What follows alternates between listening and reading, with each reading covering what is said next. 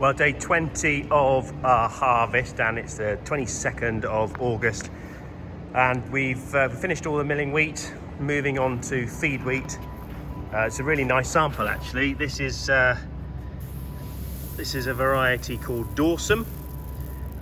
Really nice, quite bold grains, very little rubbish in it, and it's been yielding kind of hovering around 10 tonnes per hectare.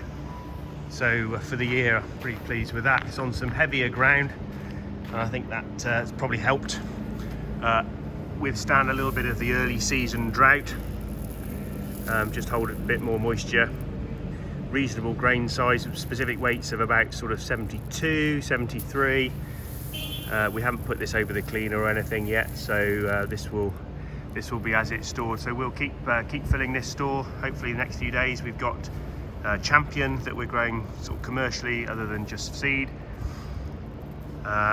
This is all down in the vale on the clay soils, so hopefully that yield will continue, and that will be a fairly full bunker in here by the time we've finished. So we're struggling to get going, particularly early in the mornings with all the wet weather that we've been having. The ground is pretty wet, which is causing quite a lot of early morning dews,